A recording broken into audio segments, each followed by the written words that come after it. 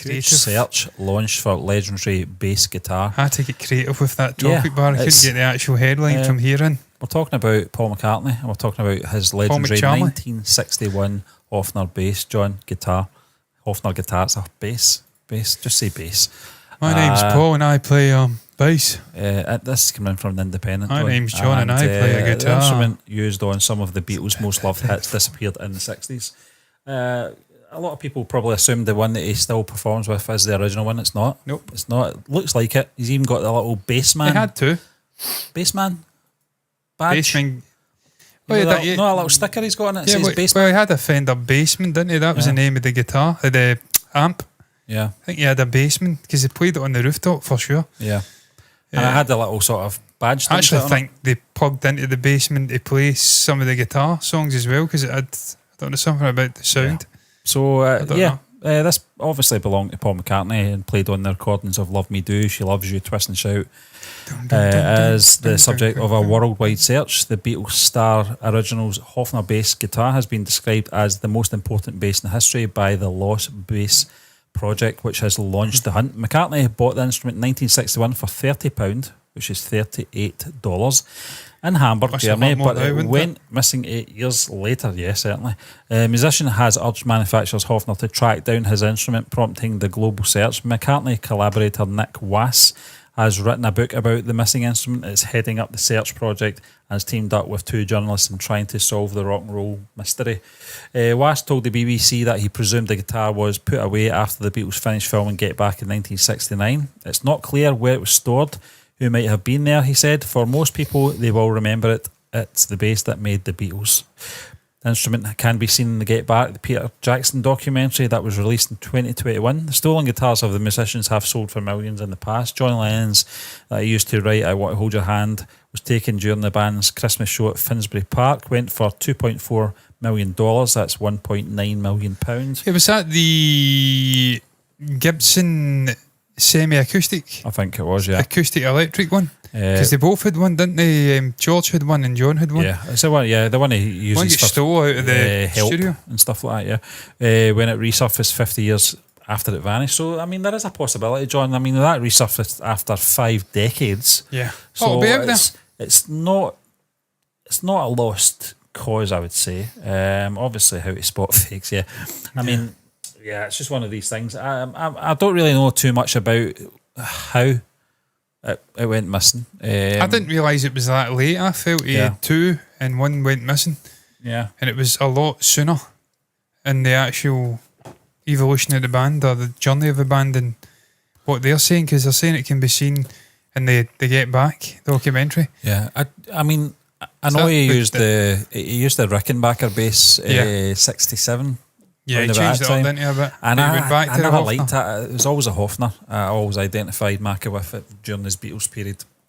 You know, it's such an iconic instrument. It's such a unique looking instrument as well, almost violin-esque. And it just suits his... It's got a lovely resonance to it as well. You can hear it in the likes of Paperback Writer. Yeah. It just resonates. You can feel it. Yeah, and it's interesting as well. You know, you can feel all bass, but when you watch the anthology or whatever, when they're talking about who's going to play bass, and John and George saying, well, it's not me, you know, and Macca just stepped up. I think actually John did say, and he went for it, and he did. He certainly did with that instrument. Absolutely mastered the craft. To me, you can take your John Entwistles and guys like that, and you can try and say they're the best, but you'd be wrong, because he's the best bassist that's I think if he was in the background like a John Deacon, you would regard him as the best bass player in the world. But I think his persona and his whole act with a big act. Yeah. I think that's why people don't really see him as a bass player, which is crazy because that's what he was in the Beatles. But he's more than that. That's what I'm trying to say. He's a 40-50 instrumental musician. One of the greatest, if not the greatest, songwriters of all time. The greatest pop melodist of all time. Just a fucking genius. One of the greatest vocal ranges. But he's also the greatest bass player that ever lived as well. You just have to listen to his playing. Yeah. It's unbelievable. I used to think that George played on Old Brown Shoe, but it's still a mystery. I think he maybe did, but I'm leaning to Macca. It's just something about it. You can tell, man. I mean, I think George tried to claim it. I'm not having it. Yeah, no. I'm not having it. That The songs in their own, aren't they? When you think about it, you know. I mean, you can. Stephen, we've done it. We've done literal quizzes where you guess the song based on the instrument, and these bass lines are iconic. They're just incredible. They're simple when they need to be simple. You think of Get Back. They're complex when they have to be complex. You think of something. Now, my memory might be letting me down here, John, but in terms of the Get Back documentary, was he not kind of working on Get Back on the bass? On the bass, yeah. It was like... Yeah, that's how it came about, wasn't it? Yeah. Sitting in the chair. Yeah. And it's just, Stephen, that's one of the most fascinating things about that documentary, having an insight. I mean, we kind of knew it anyway because we've seen in Falls, we've heard them talk about it a million times over the last 5 decades or whatever. The way that they did, obviously brainstorm and sort of jam it together to come up with songs, but to actually see it happening in hours of footage, them sitting there and constructing these songs that are legendary now, everybody knows them, and them just building it bit by bit. But Get Back, man, it felt like it came together in a day. Yeah, it was amazing. He was sitting in a chair, he got the rhythm down, boom, the melody, whatever, the bass. On the bass. I mean, it's not the first instrument you think of when you're composing a song off the top like of your a piano or a guitar. Exactly, yeah. An acoustic, yeah. Not He's a bass. done it on the bass. Yeah, it's incredible. And that's why I just wish there was more footage from the early days, the likes of Please Please Me, that era, where they were doing albums and... It's funny, John, because I've seen clips, black and white clips of them in Abbey Road. I'd love to see it. You know, when they're, I think you see Ringo and Paul doing the clapping hands thing. Yeah. You see all that. So there is footage. Yeah. Where it came from, I don't know. I don't know who's filming it. Could you imagine they shot the whole album, getting those albums? I mean, I would lose myself in that for weeks. Yep. Just watching that back to back.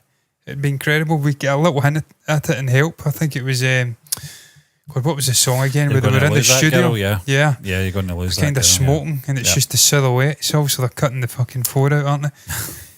I want to see that. The Sacrificial Ring. Yeah, I love that film. Yeah, I really do. I've seen it when they go into that terrace. Yeah, those terrace houses, they're all joined. Yeah, just something about it. He's coming up from the little platform thing.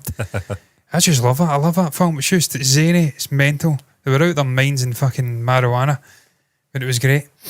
But this bass, Stephen, it'll pop up. It'll be out there somewhere. I mean, it just really depends on whether some shyster stole it and it's sitting in an attic somewhere, or whether it's been sold on the black market and it's now in some incredibly rich Chinese guy's fucking vault. But it will pop up somewhere, and it will sell for an absolute bomb.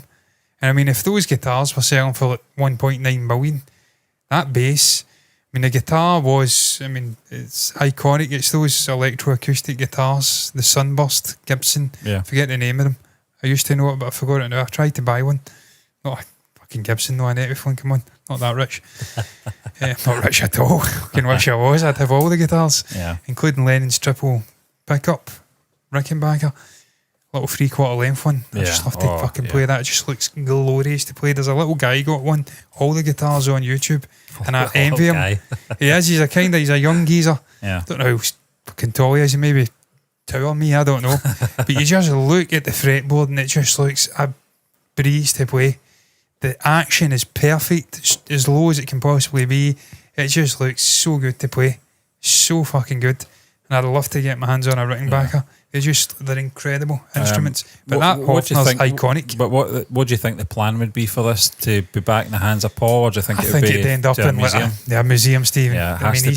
He's got one. He's got a Höfner bass. He's probably got multiple now. I mean, he definitely had two. I know he had two for sure back in the day. Yeah. So he's got one that's probably as old as that.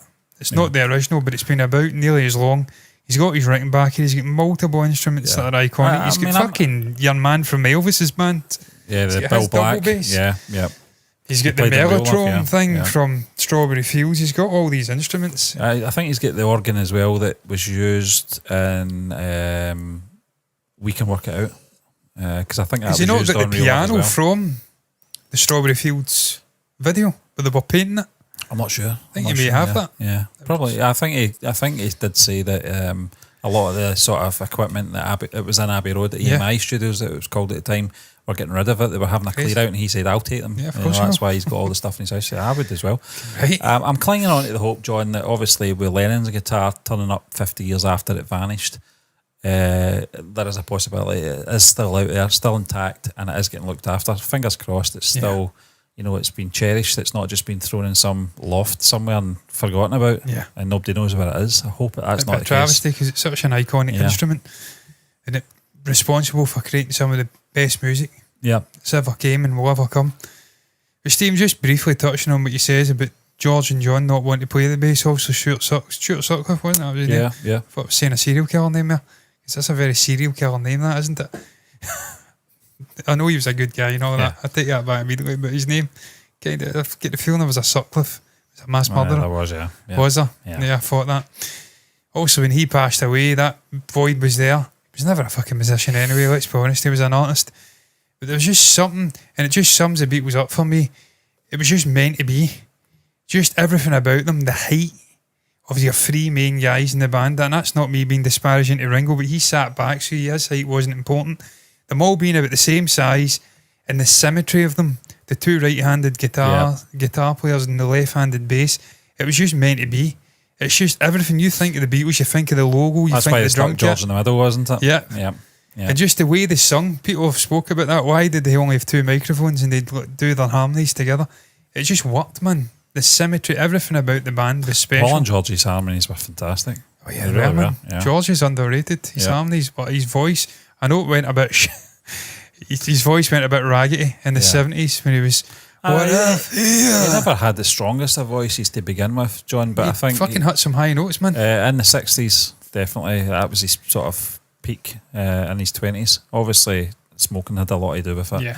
I mean, I think he was overusing his vocals, his vocal cords as well in the 70s. He certainly was, drinking hot lemon drinks and stuff like that. But I mean, it'll be very interesting. I hope it all ends well. I hope they find it. And it's. I hope Macca gets reunited with it before it goes in any sort of museum. Just to be reunited with that instrument, because it's a big part of his life. It's a big part of all our lives when you think about it. But obviously, on a personal level, this was the base that started it all.